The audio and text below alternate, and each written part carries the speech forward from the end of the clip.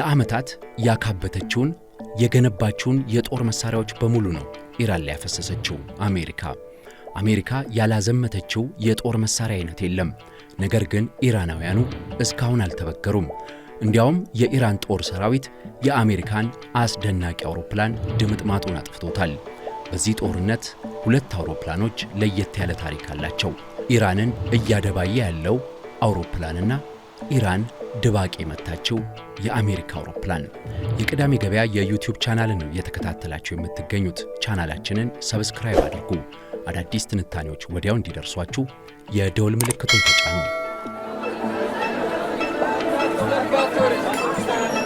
ቅዳሜ ገበያ። በዓለም የጦር ቴክኖሎጂ፣ በዓለም የጦር መሳሪያዎች ሀብትና በዓለም የጦር ኢንቨስትመንት አሜሪካን የሚስተካከል አገር የለም። በጀቷን እንኳን ብንመለከት የአሜሪካ የጦር በጀት ከኋላዋ ከሚከተሏት 6 ሀገሮች በእጥፍ ይበልጣል። የአሜሪካን ያህል ጦርነት ላይ ኢንቨስት የሚያደርግ ለጦር ሰራዊቱ ከፍተኛ መዋዕለ ንዋይ የሚያፈስ ሀገር የለም። ቢሊዮን ዶላሮች በአሜሪካ ጦር ኃይል ላይ ይፈሳሉ። ትሪሊዮኖች እየፈሰሱበት ይገኛል። ያም ሆኖ ግን የኢራን ጦርነትን ባሰበው ጊዜ ማጠናቀቅ አልተቻለውም። 1 ወር ሙሉ ኢራን የአሜሪካን ጦር ተቋቁማለች። እንዲያውም አሜሪካ ብቻዋን አይደለችም፣ እስራኤልም አብራታለች። እስራኤል ደግሞ የአሜሪካ የጦር ቴክኖሎጂም ሆነ በዓለም ላይ ያሉ ትልልቅ ሀብቶችን የያዙ አይሁዳውያንን ያሰባሰበች ሀገር ናት። እናም የእስራኤልና የአሜሪካ ጥምረት ኢራንን አላንበረከከም። ዓለምን አስደንግጧል፣ አስገርሟል። በርካቶች የኢራን አያልነት ከምን የተገነባ ነው ብለዋል። ከዛ በተጨማሪ ግን ኢራን አስደናቂ ጥቃት ፈጽማ የአሜሪካን አውሮፕላን አንድደዋለች። ይህ አውሮፕላን የቱ ነው? በዛሬው ቆይታችን 2 የአሜሪካ አስደናቂ አውሮፕላኖችን ስናይ፣ አንደኛው አሁንም በኢራን ላይ ጥቃት እየፈጸመ ያለውን፣ አንደኛው ደግሞ በኢራን የነደደ ነው። የኃያሉን የዓለም የቦምብ ናዳዎች አውራጅ አውሮፕላን እናስቀድመው። ቦይንግ ቢ52 ስትራቶፎርትረስ ይሰኛል። ይህ የአሜሪካ ግዙፍ የቦምብ አውሮፕላን። ቦይንግ ኩባንያ በጣም የሚታወቀው በመንገደኛ አውሮፕላን አምራችነቱ ነው። የዓለም ሀገራት በብዛት ይጠቀሙታል። የኢትዮጵያ አየር መንገድ አብዛኛዎቹ አውሮፕላኖችም የቦይንግ ሞዴል አውሮፕላኖች እንደሆኑ ይታወቃል።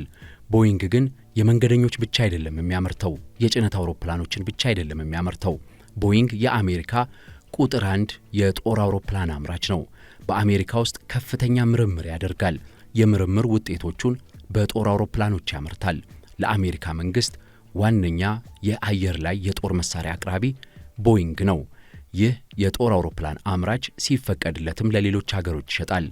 አሜሪካ ለሌሎች ሀገሮች ካልሸጠችው አውሮፕላን መካከል አንዱ ቦይንግ ቢ52 ስትራቶፎርትረስ ይገኝበታል።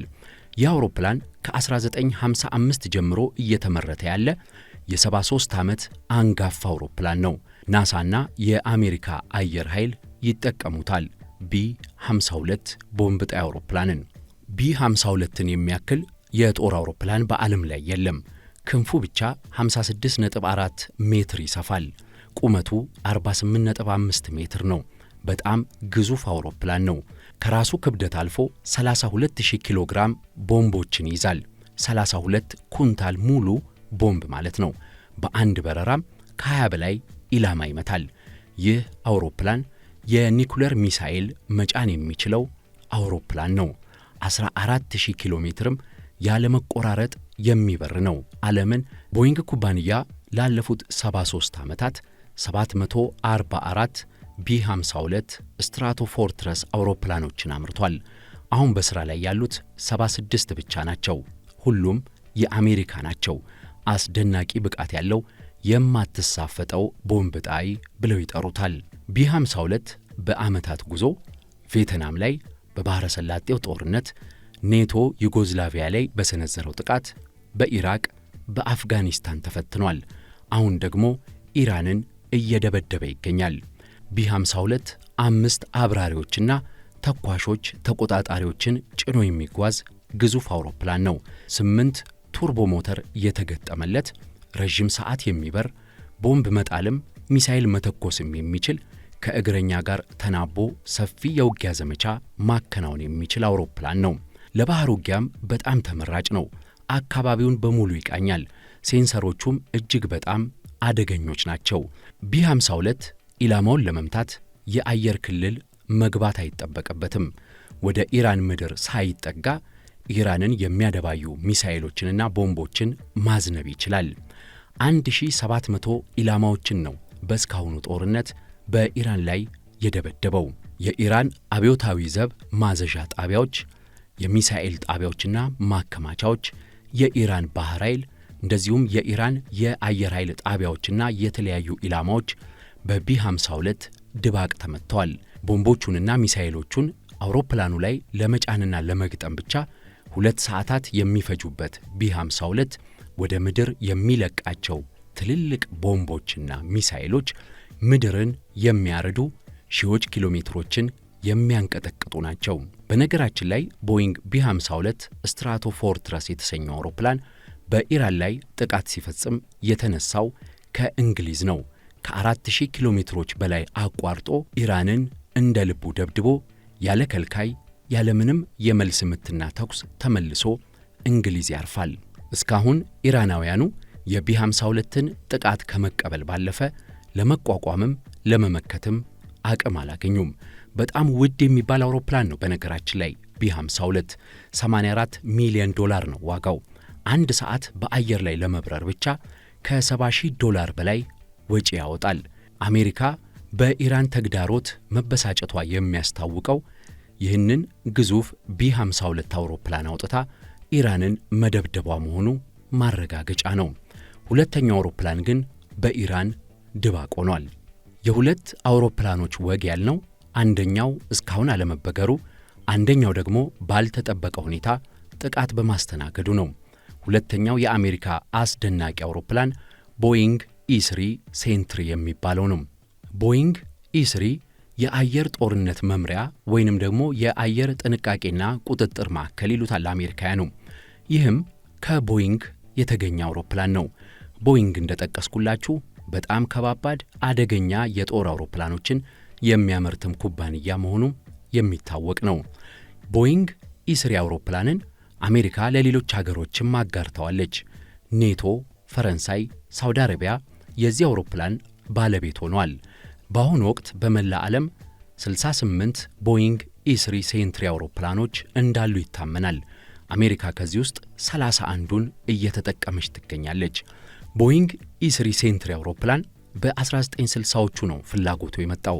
ከዛ በፊት የነበሩት አውሮፕላኖች ውጤታማ ስላልነበሩ የአሜሪካ ፍላጎትን ተከትሎ ቦይንግ ኩባንያ በ1975 ላይ ቦይንግ ኢ3 ሴንትሪን አመረተ። አቅሙም በየዓመቱ እየጎለበተ በቴክኖሎጂም እየረቀቀ እየታደሰ የመጣ አውሮፕላን ነው። ቦይንግ ኢ3 400 ኪሎ ሜትር ድረስ መረጃ ይሰበስባል። በጣም ለየት የሚያደርገው የወዳጅና የጠላትን ሞገዶችም አውሮፕላኖችንም በአንድ ጊዜ ይለያል። እንደዚሁም በርካታ የአየር ላይ እንቅስቃሴዎችን በአንድ ጊዜ መቆጣጠር ያስችላል። 3000 ስኩዌር ኪሎ ሜትር ራዲየስ ድረስ መረጃ እየሰበሰበ መጓዝ ይችላል። ኢ3 ሴንትሪ 8 ሰዓታትን በአየር ላይ እየበረረ መረጃ ይሰበስባል። መውረድ ካላስፈለገው አየር ላይ ነዳጅ ሊሞላለትም ይችላል። ቦይንግ ኢ3 ሴንትሪ የጦር አውሮፕላን ነው ብንልም ቦምብ ናዳ የሚያወርድ ሚሳኤሎችን የሚተኩስ ወይንም ደግሞ የአየር ጥቃት የሚፈጽም የውጊያ ጦር አይደለም። ቦይንግ ኢ3 የመረጃ ጦር አውሮፕላን ነው። የራዳር ማዕከልን ከላዩ ላይ የጫነ የጦር አውሮፕላን። የራዳር ማዕከሉ በአውሮፕላኑ ላይ እየተሽከረከረ መረጃ ይሰበስባል። ከአውሮፕላኑ ላይ 9 ሜትር ከፍታ ያለው 1.8 ሜትር ውፍረት ያለው ራዳር ተገጥሞለታል። በጣም በርካታ አይነት የራዳር መሳሪያዎች ናቸው ያሉት። እናም አውሮፕላኑ መረጃዎችን ይሰበስባል፣ ይተነትናል። በነገራችን ላይ ከአብራሪዎቹ በተጨማሪ እስከ 19 ባለሙያዎች አብረው ይሳፈራሉ። ራዳሩ የሚሰበስበውን መረጃ ይከታተላሉ፣ ይተነትናሉ። ጦር መሳሪያዎችን አየር ላይ ያለው ማን ነው የሚለውን ይከታተላሉ። የምድር ላይ የራዳር ጣቢያዎችን ይሰልላሉ። ጦርነቱን ከሰማይ ሆነው ይመራሉ፣ ያዋጋሉ፣ ኢላማ ይጠቁማሉ። እናም ቦይንግ ኢ3 ሴንትሪ አውሮፕላን ለየትኛውም አይነት ውጊያ አስፈላጊውን መረጃ እያነፈነፈ ይሰጣል። የጠላትን ሚሳኤሎች፣ አውሮፕላኖች በተነሱበት ቅጽበት መረጃ እየሰጠ ያሉትን እያመላከተ ጥቃት እንዲፈጸምባቸው ያቀነባብራል። በአሜሪካ ወታደራዊ ቴክኖሎጂ ውስጥ እጅግ በጣም ውድ የሚባለው አውሮፕላን ቦይንግ E3 ሴንትሪ ነው። በቴክኖሎጂ በጣም የበለጸገ ነው። ሲመረት በወቅቱ $300 ሚሊዮን የተከፈለበት ነው። አሁን ዋጋው በግምት ከ$500 ሚሊዮን እንደማያንስ ይነገራል። አንዳንዶች ዋጋው $700 ሚሊዮን ነው ይላሉ። እናም በጣም ውዱ አውሮፕላን ነው። የመጨረሻው የተመረተው በ1992 ነው። ምክንያቱ ደግሞ ከሱ የተሻሉ አዳዲስ ቴክኖሎጂዎች ይፋ የተደረጉ መምጣቱን ተከትሎ ቦይንግ ራሱ አዲስ አውሮፕላን አሻሽሎ ለማምረት እየተንቀሳቀሰ ነው። ቦይንግ E3 ሴንትሪ አውሮፕላን አሜሪካ ባከናወነቻቸው የጦር ዘመቻዎች በሙሉ እንደ ልቡ በሰማይ ላይ የቀዘፈ ባለበትም መረጃ እየሰጠ ቆይቶ ነበር። በኢራን ግን ይህ አልሰራም። ኢራን ይህንን አውሮፕላን ዶግ አመድ አድርገዋለች። እንዳጋጣሚ ሆኖ ይህ አውሮፕላን የተያዘው አየር ላይ አይደለም። ኢራን ያገኘችው በቆመበት ነው። በሳውዲ አረቢያው ልዑል ሱልጣን አየር ኃይል ጣቢያ ላይ። በአሁኑ የኢራን ዘመቻ 6 ቦይንግ E3 ሴንትሪ አውሮፕላኖች እንደተሰማሩ ይታመናል። ምክንያቱ ደግሞ በምድር ላይ ያሉት የአሜሪካ የራዳር ማዕከላትና በመካከለኛው ምስራቅ ሀገራት የሚገኙ የራዳር ጣቢያዎችን እያደነች ኢራን ስትመታ ነበር። እናም አሁን በርከት ያሉ አውሮፕላኖች የተሰማሩት የራዳር ግብአቱንና የአየርና የምድር እንቅስቃሴውን ለመሰለል ቦይንግ E3 ሴንትሪ የማይተካ ሚና ስላለው ነው። የአየር ላይ ግዳጁን ተወጥቶ በምድር ላይ ቆሞ እያለ በሳውዲ አረቢያ ልዑል ሱልጣን አየር ኃይል ላይ እንዳለን የተመታው የኢራን ሻሂድ ድሮን ነው ይህንን ጀብድ ለኢራን የፈጸመው። ኢራንም ይህንን በስፋት ተናግራለች። ምክንያቱም የአሜሪካን አውሮፕላኖች አግኝቶ መምታት አይደለም ለኢራን በጣም ረቀናል፣ ከአሜሪካ ተወዳዳሪ አየር ኃይል ገንብተናል ለሚሉትም እንኳን የሚቻል አይደለም። ሻሂድ ድሮን እንዴት መረጃውን አግኝቶ እንዴት አድራሻውን አግኝቶ ይህንን አውሮፕላን ባለበት ያለምንም ስህተት ኢላማውን መታ የሚለው ግን ጥያቄ የሚያጭር ነው። ሩሲያ ለኢራን የሎኬሽንና የራዳር መረጃ ታቀብላለች የሚለውም ጥርጣሬ ያረጋገጠ ተብሎለታል። የቦይንግ E3 ሴንትሪ ጥቃት ሩሲያ ውንጀላውን ብታስተባብልም በርካታ የጦር ተንታኞች ግን ኢራን ያለ በቂ መረጃ እንደዚህ አይነት ኢላማውን የጠበቀ ጥቃት ልትፈጽም እንደማትችል ይስማማሉ። እጅግ ውዱን የሰው ሕይወትና የዘመናት ሀብትን እንደ ቀላል የሚያወድሙ አስደናቂ የጦር ቴክኖሎጂዎች በኢራኑ ጦርነት እየታዩ ነው። የቦይንግ B-52 ስትራቶፎርትረስ አውሮፕላን እስካሁን ያልተበገረ የአሜሪካ የአየር ላይ የማጥቂያ አውሮፕላን ነው። ቦይንግ E3 ሴንትሪ አውሮፕላን ለዘመናት በበላይነት በአየር ላይ ሲፋንን ቢቆይም አሁን ኢራን ወኘችውና ሆኗል። የአሜሪካ የጦር ቴክኖሎጂ በብዛት እየፈሰሰም የኢራን ጦርነት መቋጫ አላገኘም። የቅዳሜ ገበያ የዩቲዩብ ቻናልን ነው እየተከታተላችሁ የምትገኙት። ቻናላችንን ሰብስክራይብ አድርጉ። አዳዲስ ትንታኔዎች ወዲያው እንዲደርሷችሁ የደወል ምልክቱን ተጫኑ። ቅዳሜ ገበያ